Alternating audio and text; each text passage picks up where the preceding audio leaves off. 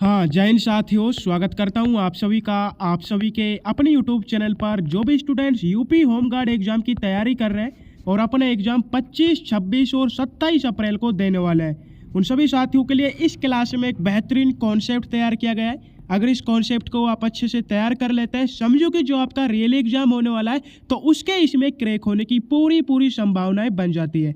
आज की क्लास में आप सभी के लिए पूरे 100+ मोस्ट इंपोर्टेंट सिलेक्टेड क्वेश्चनों को शामिल किया गया है, जो कि सीधे सीधे आपके एग्जाम में आने वाले क्वेश्चन है। क्लास को आप सभी को पूरा वॉच करना है एंड लास्ट में एक प्यार सा कमेंट करके जरूर बताना है कि आपके 100 में से कितने क्वेश्चन राइट होते हैं। चलो तो साथियों, बिना किसी देरी के क्लास को शुरू करते हैं। आपसे पहला ही क्वेश्चन यहाँ पर पूछा गया है।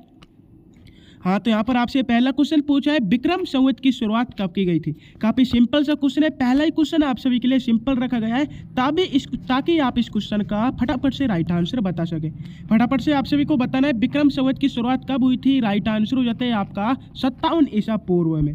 अगला क्वेश्चन आप सभी से पूछा है, संगम काल के दौरान उरेयूर किसके लिए प्रसिद्ध था। वेरी मोस्ट इंपोर्टेंट क्वेश्चन है, बहुत बेहतरीन क्वेश्चन है। सेकंड क्लास क्वेश्चन है कि संगम काल के दौरान उरेयूर किसके लिए प्रसिद्ध था। राइट आंसर हो जाता है आप सभी का सूती वस्त्रों के व्यापार के लिए। अगला क्वेश्चन आप सभी से पूछा है, किस सुल्तान ने दीवान अमीर कोही नामक कृषि विभाग की स्थापना की थी। ऑप्शन हो जाते हैं आपके अलाउद्दीन खिलजी ने, मोहम्मद बिन तुगलक, फिरोज शाह तुगलक या इब्राहिम लोदी ने। आपको क्या बताना है कि किस सुल्तान ने दीवान अमीर कोही नामक कृषि विभाग की स्थापना की थी। बहुत बेहतरीन क्वेश्चन है आप सभी का। यहाँ पर राइट आंसर हो जाता है मोहम्मद बिन तुगलक ने दीवान अमीर कोही नामक कृषि विभाग की स्थापना की थी। राइट आंसर हो जाता है आपका ऑप्शन बी। सेकंड क्वेश्चन की ओर बढ़ते हैं, जिसमें आप सभी से पूछा गया है, अब्दुल रज्जाक किसके शासनकाल में विजयनगर आया था। फिर से वही बेहतरीन क्वेश्चन आ चुका है कि अब्दुल रज्जाक किसके शासनकाल में विजयनगर आया था। यहाँ पर मैं आप सभी से अनुग्रह करना चाहूंगा कि जितने भी क्वेश्चन आप सभी देखते जाते हैं, उन सभी क्वेश्चनों के आंसर आपको मेरे बताने से पहले कमेंट बॉक्स में आपको अपने आंसर टाइप कर देना है। तो फटाफट से बता दूं, अब्दुल रज्जाक किसके शासनकाल में विजयनगर आया था। राइट आंसर हो जाता है आपका देवराव द्वितीय के शासनकाल में। ऑप्शन बी आपका राइट आंसर हो जाता है। सेकंड क्वेश्चन आप सभी से पूछा है, तबकाती ए नासिरी पुस्तक का लेखक कौन था। बिल्कुल कहने की जरूरत ही नहीं है कि क्वेश्चन इंपॉर्टेंट है, पूरी क्लास ही आप सभी के लिए बेहतरीन होने वाली है। तबकाती ए नासिरी पुस्तक का लेखक कौन था। अमीर खुसरो, मिनहाज उस सिराज, गयासुद्दीन बरनी या इब्न बतूता। तो यहाँ पर आप सभी का राइट आंसर हो जाता है जो मिनहाज उस सिराज है, ये तबकाती ए नासिरी पुस्तक का लेखक था। राइट आंसर हो जाता है ऑप्शन बी। सेकंड क्वेश्चन आप सभी से पूछा है कि 1857 के विद्रोह के दौरान फैजाबाद से नेतृत्व किसने किया था। फटाफट से बता दो, फैजाबाद से नेतृत्व किसने किया था। ऑप्शन हो जाते हैं खान बहादुर खान ने, मौलवी अब्दुल्ला शाह, कुंवर सिंह या लियाकत अली ने। तो यहाँ पर आप सभी का राइट आंसर हो जाता है ऑप्शन बी। सेकंड क्वेश्चन पूछा है, शारदा एक्ट का संबंध किससे था। राइट आंसर हो जाता है आप सभी का बाल विवाह निषेध से। बिल्कुल, जो शारदा एक्ट है इसका संबंध बाल विवाह निषेध से था और इसमें लड़कियों की शादी की उम्र 14 वर्ष तय की गई थी। बिल्कुल, जो शारदा एक्ट है इसमें लड़कियों की जो शादी की उम्र है वो 14 वर्ष मतलब कि रखी गई थी। कब रखी गई थी। बिल्कुल 1929 में। ऑप्शन बी आपका राइट आंसर हो जाता है। अगला क्वेश्चन आपसे पूछा है, बॉम्बो क्रॉनिकल समाचार पत्र की शुरुआत किसने की थी। फटाफट से बता दो, बॉम्बो क्रॉनिकल समाचार जो पत्र है इसकी शुरुआत किसने की थी। मदन मोहन मालवीय, फिरोज शाह मेहता, एनी बेसेंट या लाला लाजपत राय ने। यहाँ पर आप सभी का राइट आंसर हो जाता है जो ऑप्शन बी फिरोज शाह मेहता है, इन्होंने बॉम्बो क्रॉनिकल समाचार पत्र की शुरुआत की थी। अगला क्वेश्चन आप सभी से पूछा है, प्रार्थना समाज के वास्तविक संस्थापक कौन माना जाता है। बिल्कुल, आप सभी को कमेंट करना है प्रार्थना समाज के वास्तविक संस्थापक कौन माने जाते हैं। राजा राममोहन राय, आत्माराम पांडुरंग, दयानंद सरस्वती या केशव चंद्र सेन। तो यहाँ पर आप सभी का राइट आंसर हो जाता है जो आत्माराम पांडुरंग है, ये प्रार्थना समाज के वास्तविक संस्थापक थे। राइट आंसर हो जाता है ऑप्शन बी। अगला क्वेश्चन पूछा है कि वर्ष 1946 के तेभागा आंदोलन का संबंध किस राज्य से था। राइट आंसर हो जाता है आपका बंगाल राज्य से। 11th क्वेश्चन की ओर बढ़ते हैं, जिसमें आप सभी से पूछा गया है, भारत का सबसे बड़ा हिमनद कौन सा है। बिल्कुल, आपको बताना है भारत का सबसे बड़ा हिमनद कौन सा है। ऑप्शन हो जाता है गंगोत्री, सियाचिन, जेमू या हिस्पर। फटाफट से सभी को कमेंट करना है सबसे बड़ा हिमनद कौन सा है। राइट आंसर हो जाता है सियाचिन। ऑप्शन बी आपका राइट आंसर हो जाता है। 12th क्वेश्चन की ओर बढ़ता है, येलोस्टोन नेशनल पार्क की तर्ज पर भारत का कौन सा उद्यान बना है। ऑप्शन हो जाते हैं जिम कार्बेट, कान्हा किसली, दूधवा या मानस। बिल्कुल येलोस्टोन नेशनल पार्क की तर्ज पर भारत का जो जिम कॉर्बेट है ये उद्यान बना है। राइट आंसर हो जाता है ऑप्शन है। 13 क्वेश्चन की ओर बढ़ते हैं। दंडकारण्य पठार भारत के किस भाग में स्थित है? बिल्कुल इससे पहले मैं आप सभी को बता देना चाहता हूं कि क्लास को आप सभी को पूरा वॉच करना है। क्यों वॉच करना है? अगर आज की क्लास को आप सभी पूरे 100 क्वेश्चनों को देख लेते हैं तो मैं आपसे कहना चाहता हूं कि आज की क्लास से आपके रियल एग्जाम में कम से कम 10 से 12 क्वेश्चन आने की पूरी संभावनाएं बन जाती है, क्योंकि उसी लेवल पर ये क्वेश्चन रखे गए बहुत इंपॉर्टेंट क्वेश्चन होने वाला है। क्लास को आप सभी को पूरा वॉच करना है। तो साथियों, दंडकारण्य पठार भारत के मध्य पूर्वी भाग में स्थित है। राइट आंसर हो जाता है ऑप्शन बी। 14 क्वेश्चन की ओर बढ़ते हैं। भारत में किस प्रकार के वनों का क्षेत्रफल सबसे अधिक है? राइट आंसर हो जाता है आप सभी का उष्ण कटिबंधीय शुष्क पर्णपाती वनों का। 15 क्वेश्चन आपसे पूछा है, अमरावती जलाशय भारत के किस राष्ट्रीय उद्यान में स्थित है? बिल्कुल आप सभी को बताना है अमरावती जलाशय भारत के किस राष्ट्रीय उद्यान में स्थित है। राइट आंसर हो जाता है आपका इंदिरा गांधी वन्यजीव अभ्यारण्य। अगला क्वेश्चन पूछा है कि तुलबुल परियोजना किस झील के मुहाने पर स्थित है? बिल्कुल आपको बताना है तुलबुल परियोजना किस झील के मुहाने पर स्थित है। राइट आंसर हो जाता है आपका वुलर झील के मुहाने पर। बहुत बेहतरीन क्वेश्चन हो जाता है एग्जाम की दृष्टि से।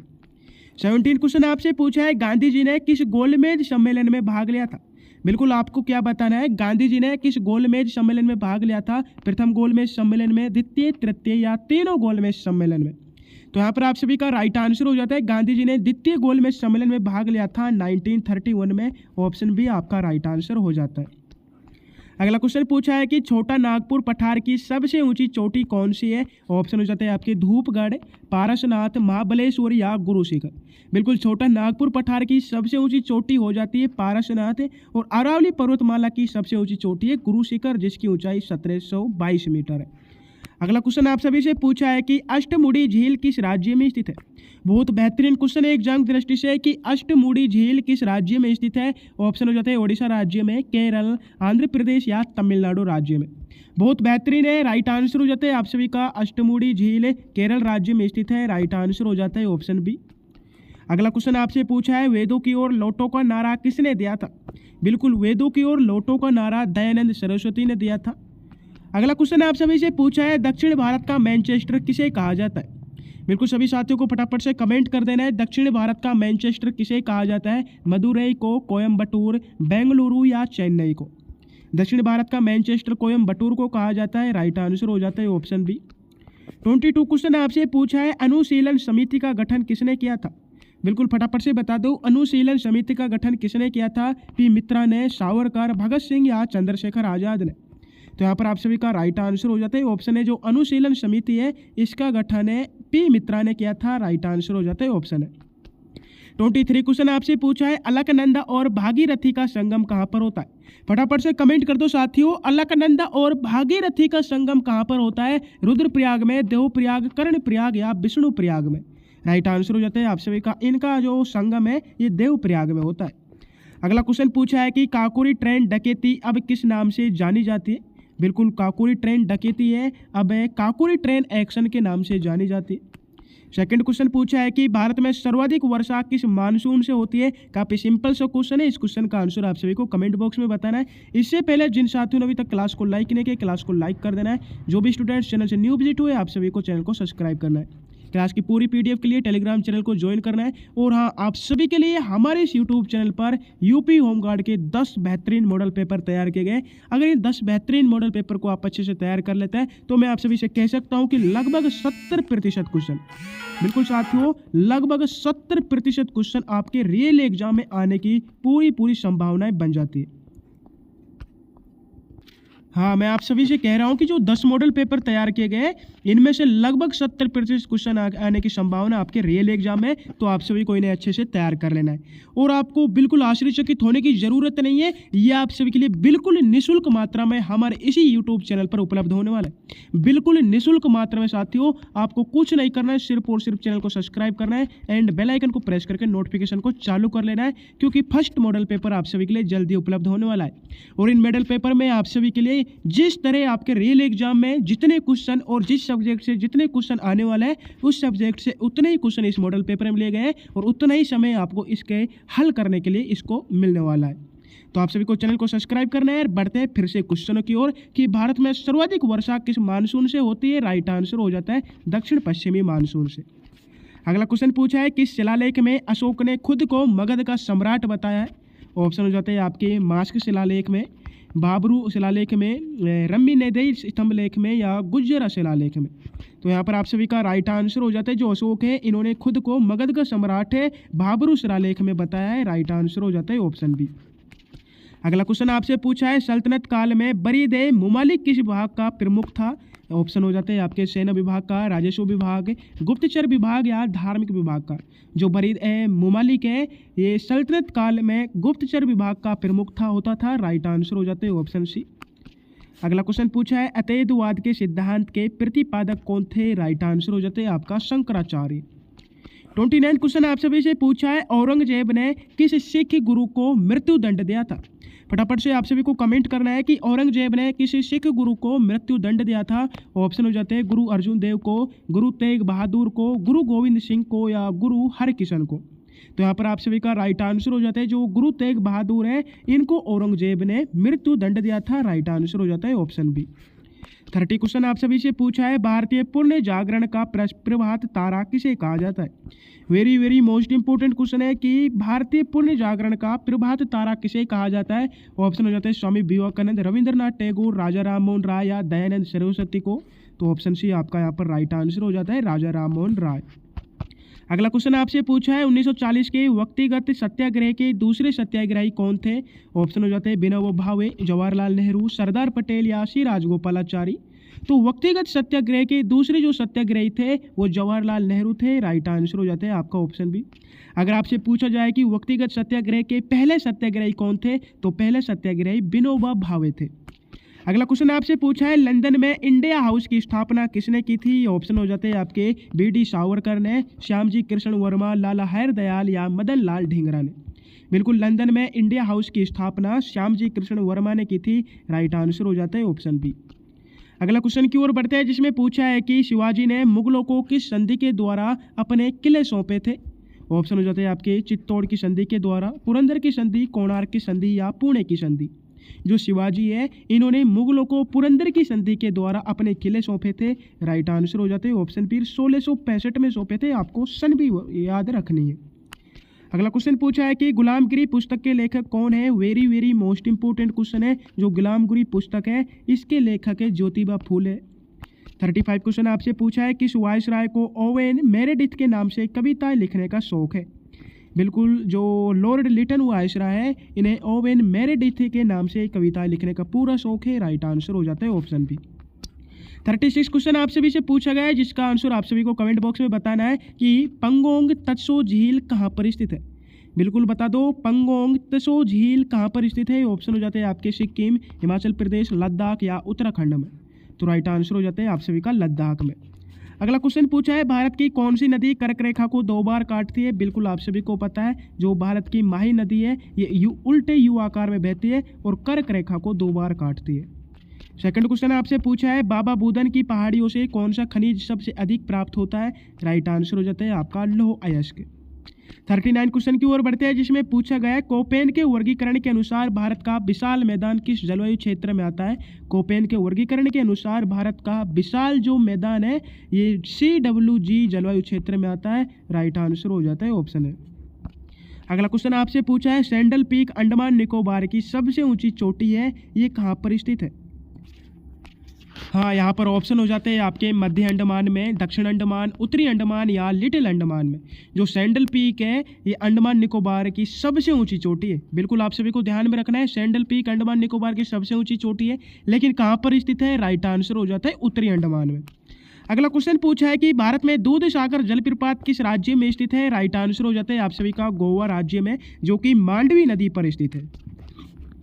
अगला क्वेश्चन आप सभी से पूछा है केबुल लामजाओ दुनिया का एकमात्र तैरता हुआ राष्ट्रीय उद्यान है ये किस झील पर है। ऑप्शन हो जाते हैं आप सभी के डल झील पर, चिल्का झील पर, लोकटक झील पर या कोल नेहरू झील पर। Very very most important question exam दृष्टि से कि केबुल लामजाओ दुनिया का एकमात्र तैरता हुआ राष्ट्रीय उद्यान है ये किस झील पर है। फटाफट से सभी साथी कमेंट कर दो कि कौन सी झील है जिस पर दुनिया का एकमात्र तैरता हुआ राष्ट्रीय उद्यान केबुल लामजाओ स्थित है। राइट आंसर हो जाता है आप सभी का लोकटक झील। अब आप सभी को पता होना चाहिए जो लोकटक झील है ये कहाँ पर स्थित है। राइट आंसर हो जाता है आप सभी का मणिपुर राज्य में। ठीक है साथियों, यहाँ पर आपका मणिपुर राज्य होता है। 43 क्वेश्चन की ओर बढ़ते हैं कि भारत के किस राज्य में मैंग्रोव वन का सबसे बड़ा क्षेत्र है। राइट आंसर हो जाता है आप सभी का पश्चिम बंगाल क्षेत्र में। अगला क्वेश्चन आप सभी से पूछा है गुरु शिखर किस पर्वत श्रृंखला की सबसे ऊंची चोटी है। जो गुरु शिखर है ये अरावली पर्वत श्रृंखला की सबसे ऊंची चोटी है जिसकी ऊंचाई 1722 मीटर है। इस पर एक 5 मीटर का मंदिर भी बना हुआ है। कभी कभार ऑप्शन में 1727 मीटर भी देखने को आपको मिल जाता है। अगला क्वेश्चन आप सभी से पूछा है दक्षिण भारत की पालघाट दर्रा किसे जोड़ती है। वेरी मोस्ट इंपोर्टेंट क्वेश्चन है। ऑप्शन हो जाते हैं आपके मुंबई और पुणे को, कोच्चि और कोयम्बटूर को, नासिक और मुंबई को, या मदुरई और तिरुवनंतपुरम को। साथियों पूछा गया है दक्षिण भारत की पालघाट दर्रा किसे जोड़ता है, तो यहाँ पर आप सभी का राइट आंसर हो जाता है कोच्चि और कोयम्बटूर को। अगला क्वेश्चन आप सभी से पूछा है कालपी नगर किस नदी के तट पर स्थित है। ऑप्शन हो जाते हैं आप सभी के गंगा नदी के तट पर, यमुना, नर्मदा या कृष्णा नदी के तट पर। जो कालपी नगर है ये यमुना नदी के तट पर स्थित है। राइट आंसर हो जाता है ऑप्शन बी जो कि उत्तर प्रदेश में स्थित है। सेकंड क्वेश्चन पूछे आपसे भारत में सर्वाधिक केसर का उत्पादन कहाँ पर होता है। बिल्कुल सर्वाधिक केसर का उत्पादन जम्मू कश्मीर में होता है। 48 क्वेश्चन आप सभी से पूछा है चिल्का झील किस प्रकार की झील का उदाहरण है। फटाफट से बता दो साथियों जो चिल्का झील है ये किस प्रकार की झील का उदाहरण है। ऑप्शन हो जाते हैं विवर्तनिक झील का, लेगून झील, ज्वालामुखी झील या हिमानी झील का। तो यहाँ पर आप सभी का राइट आंसर हो जाता है ये चिल्का झील लेगून झील का एक उदाहरण है। राइट आंसर हो जाता है ऑप्शन बी। 49 क्वेश्चन आपसे पूछा है भारत में प्रायद्वीपीय पठार की आकृति कैसी है। ऑप्शन हो जाते हैं आपके वर्गाकार, त्रिभुजाकार, गोलाकार या आयताकार। जो प्रायद्वीपीय पठार है भारत में इसकी आकृति त्रिभुजाकार है। राइट आंसर हो जाता है आपका ऑप्शन बी। 50 क्वेश्चन की ओर बढ़ते हैं कि नामदफा राष्ट्रीय उद्यान भारत के किस राज्य में स्थित है। ऑप्शन हो जाते हैं असम, मणिपुर, अरुणाचल प्रदेश या नागालैंड में। जो नामदफा राष्ट्रीय उद्यान है ये भारत के अरुणाचल प्रदेश में राज्य में स्थित है। राइट आंसर हो जाते हैं ऑप्शन सी। सेकंड क्वेश्चन पूछा है अष्टकोणीय मकबरों का प्रचलन दिल्ली सल्तनत के किस वंश के समय शुरू हुआ था। फटाफट से बता दो साथियों अष्टकोणीय मकबरों का प्रचलन दिल्ली सल्तनत के किस वंश के समय शुरू हुआ था। ऑप्शन हो जाते हैं खिलजी वंश के समय, तुगलक वंश, लोधी वंश या सैयद वंश के समय। तो यहाँ पर आप सभी का राइट आंसर हो जाता है ऑप्शन सी। सेकंड क्वेश्चन पूछा है किस क्रांतिकारी ने जेल में 64 दिनों की भूख हड़ताल के बाद दम तोड़ दिया था। बिल्कुल आप सभी को पता होना चाहिए। फटाफट से सभी साथियों को कमेंट करना है कि किस क्रांतिकारी ने जेल में 64 दिनों की भूख हड़ताल के बाद दम तोड़ दिया था। भगत सिंह ने, जतिन दास, बटुकेश्वर दत्त या सूर्यकेन ने। तो यहाँ पर आप सभी का राइट आंसर हो जाता है ऑप्शन बी। जो जतिन दास है इन्होंने जेल में 64 दिनों की भूख हड़ताल के बाद अपना दम तोड़ दिया था। अगला क्वेश्चन आप सभी से पूछा गया है देवबंद आंदोलन की शुरुआत किस वर्ष हुई थी। वेरी मोस्ट इंपोर्टेंट क्वेश्चन है। जो देवबंद आंदोलन है इसकी शुरुआत कब हुई थी आपको बताना है। राइट आंसर हो जाता है 1866 में।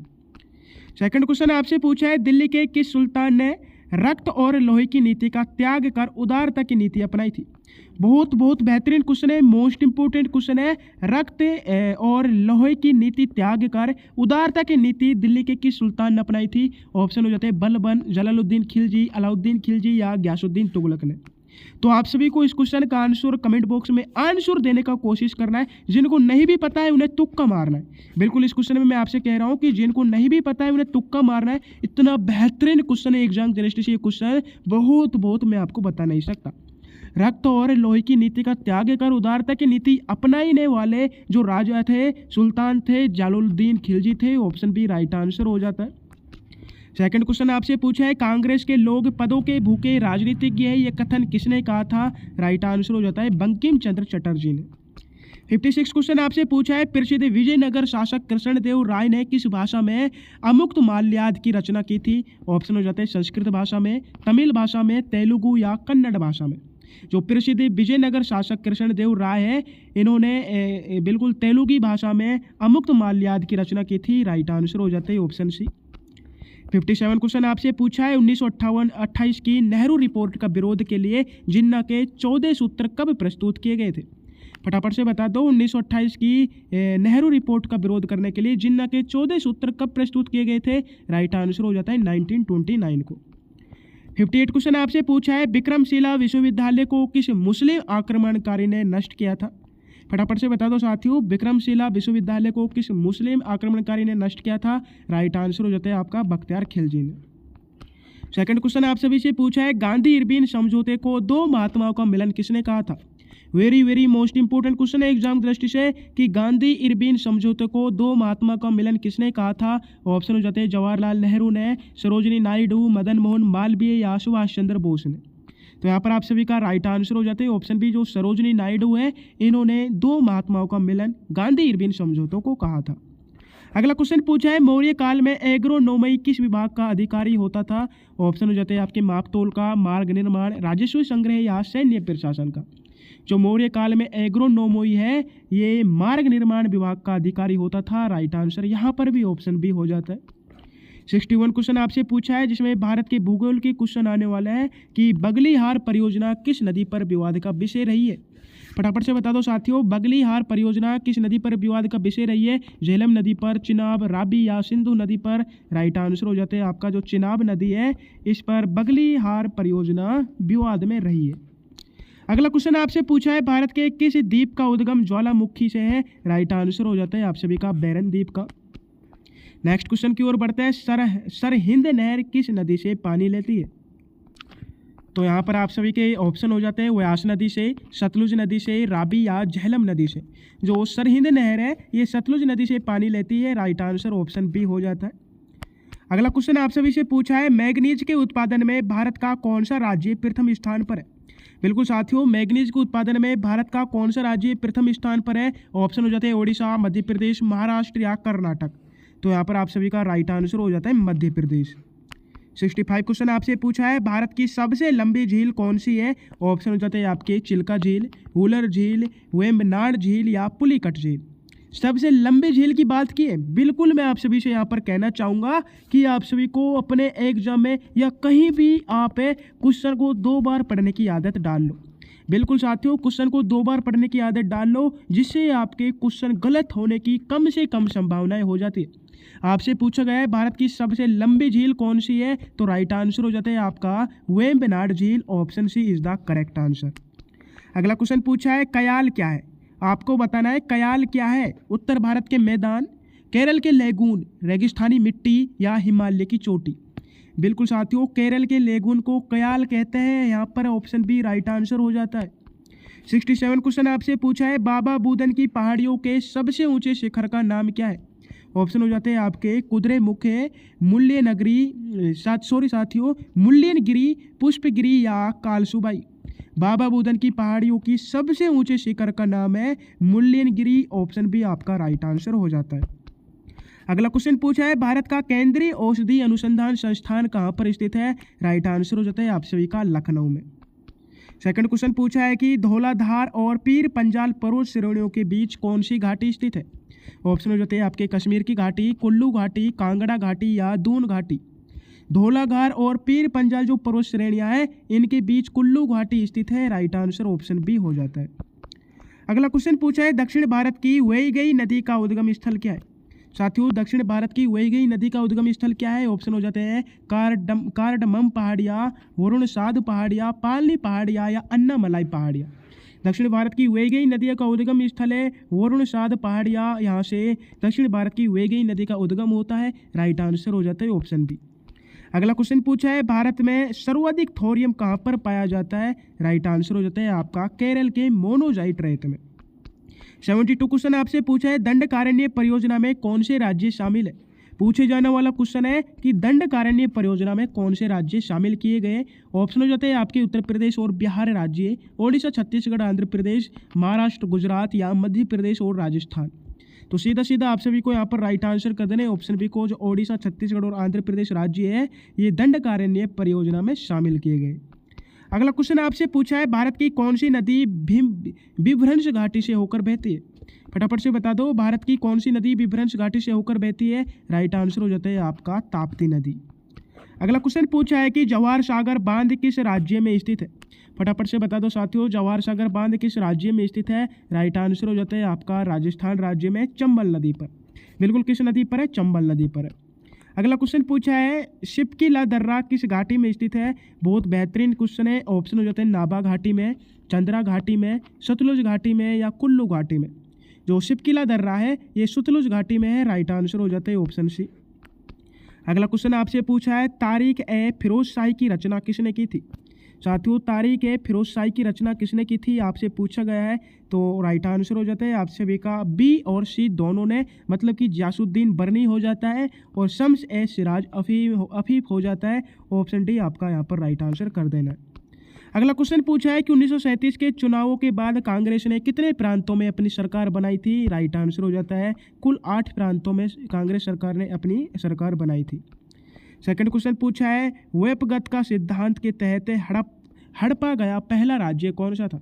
बिल्कुल आपको बताना है वेपगत का जो सिद्धांत के तहत है हड़पा गया पहला राज्य कौन सा था। झांसी, नागपुर, सतारा या संबलपुर। तो राइट आंसर हो जाता है सतारा। कब हड़पा गया था 1848 में। नेक्स्ट क्वेश्चन आपसे पूछा है ऋग्वेद के किस मंडल में पुरुष सूक्त मतलब कि 4 वर्णों का उल्लेख मिलता है। तो राइट आंसर हो जाता है आप सभी का 10वें मंडल में। 80 क्वेश्चन आप सभी से पूछा है अमृत बाजार पत्रिका की स्थापना किसने की थी। ऑप्शन हो जाते हैं आपके हरीश चंद्र मुखर्जी ने, शिशिर कुमार घोष, सुरेंद्र नाथ बनर्जी या गिरीश चंद्र घोष ने। बिल्कुल अमृत बाजार जो पत्रिका है इसकी स्थापना शिशिर कुमार घोष ने की थी। ऑप्शन बी आपका राइट आंसर हो जाता है। 81 क्वेश्चन आप सभी से पूछा है किस चोल शासक ने गंगेकोंड चोलपुरम की उपाधि धारण की थी। वेरी मोस्ट इंपोर्टेंट क्वेश्चन है। पूछा गया है किस चोल शासक ने गंगेकोंड चोलपुरम की उपाधि धारण की थी। राजेंद्र प्रथम ने, कुलोतुंग ने या अधिराजेंद्र ने। तो यहाँ पर आप सभी का राइट आंसर हो जाता है जो राजेंद्र प्रथम है इन्होंने गंगेकोंड चोलपुरम की उपाधि धारण की थी। राइट आंसर हो जाता है ऑप्शन बी। 82 क्वेश्चन आप सभी से पूछा गया है अभिनव भारत नामक गुप्त क्रांतिकारी संगठन की स्थापना किसने की थी। राइट आंसर हो जाते हैं आप सभी का बी डी सावरकर ने। कब की गई थी। बिल्कुल 1904 में की गई थी। अगला क्वेश्चन आप सभी से पूछा गया है शेरशाह सूरी का मकबरा कहाँ पर स्थित है। बिल्कुल साथियों जो शेरशाह सूरी का मकबरा है ये बिहार के सासाराम में स्थित है। यहाँ पर ऑप्शन सी आपका राइट आंसर हो जाता है। 84 क्वेश्चन की ओर बढ़ते हैं जिसमें पूछा गया है शिवाजी के अष्टप्रधान में अमात्य का क्या कार्य था।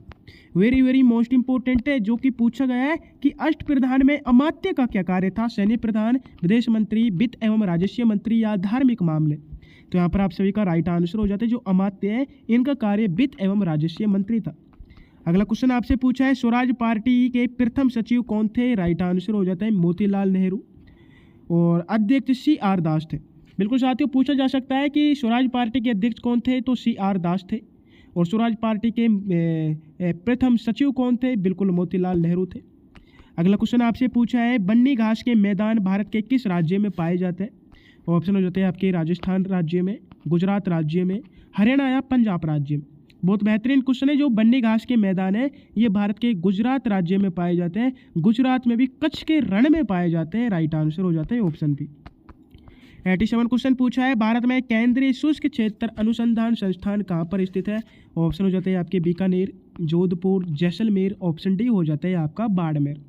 बिल्कुल पूछा गया है भारत में केंद्रीय शुष्क क्षेत्र अनुसंधान संस्थान कहाँ पर स्थित है। राइट आंसर हो जाता है आपका जोधपुर में। अगला क्वेश्चन पूछा है कि मैकाल पठार की सबसे ऊंची चोटी कौन सी है। ऑप्शन हो जाते हैं आपके अमरकंटक, धूपगढ़, पंचमढ़ी या महेंद्रगिरी। बिल्कुल मैकाल पठार की सबसे ऊंची चोटी आपसे पूछी है। राइट आंसर हो जाता है अमरकंटक। सेकंड क्वेश्चन पूछा है भारत का सबसे गहरा बंदरगाह कौन सा है। राइट आंसर हो जाता है आपका गंगावरम। नेक्स्ट क्वेश्चन की ओर बढ़ते हैं जिसमें पूछा गया है जोंगसांग चोटी भारत के किस राज्य में स्थित है। साथियों जोंगसांग जो चोटी है ये भारत के सिक्किम राज्य में स्थित है। ऑप्शन है आपका यहाँ पर भी राइट आंसर हो जाता है। 91 क्वेश्चन की ओर पूछा गया है कि भारत की कौन सी नदी दक्षिण से उत्तर की ओर बहती है। आपको ये बताना है भारत की कौन सी नदी दक्षिण से उत्तर की ओर बहती है। राइट आंसर हो जाता है आपका सोन नदी। 92 क्वेश्चन आप सभी से पूछा गया है पालघाट दर्रा किन 2 पहाड़ियों के बीच स्थित है। बहुत बेहतरीन क्वेश्चन है। ऑप्शन हो जाते हैं नीलगिरी और अन्नामलाई पहाड़ियों के बीच, अन्नामलाई और कार्डमम और पालनी या जवदी और सेवेरोय के मध्य। जो पालघाट दर्रा है ये नीलगिरी और अन्नामलाई पहाड़ियों के बीच स्थित है। राइट आंसर हो जाता है ऑप्शन है। 93 क्वेश्चन आपसे पूछा है सोरगम भारत में किस फसल को कहा जाता है। ऑप्शन हो जाते हैं आपके बाजरा को, ज्वार, मक्का या रागी को। जो सोरगम है इसे भारत में इस फसल को ज्वार कहा जाता है। नेक्स्ट क्वेश्चन पूछा है अष्टमुड़ी झील एक लेगून झील है, ये किस राज्य में है? तो राइट आंसर हो जाता है आपका ये केरल राज्य में स्थित है। अगला क्वेश्चन आप सभी से पूछा है भारत का स्विट्जरलैंड किस शहर को कहा जाता है? बिल्कुल, भारत का स्विट्जरलैंड कौसानी शहर को कहा जाता है, जो कि उत्तराखंड राज्य में है। राइट आंसर आपका ऑप्शन ए हो जाता है। बढ़ते हैं सेकंड क्वेश्चन की ओर, जिसमें आप सभी से पूछा गया है कंचनजंगा बायोस्फीयर रिजर्व को यूनेस्को की सूची में कब शामिल किया गया था? ऑप्शन हो जाते हैं 2016, 2018, 2020 या 2021 में। जो कंचनजंगा बायोस्फीयर रिजर्व है, इन्हें यूनेस्को की सूची में 2018 में शामिल किया गया था। राइट आंसर ऑप्शन बी हो जाता है।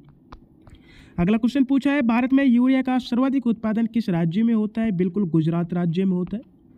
98 क्वेश्चन आप सभी से पूछा है तिब्बत में ब्रह्मपुत्र नदी को किस नाम से जाना जाता है?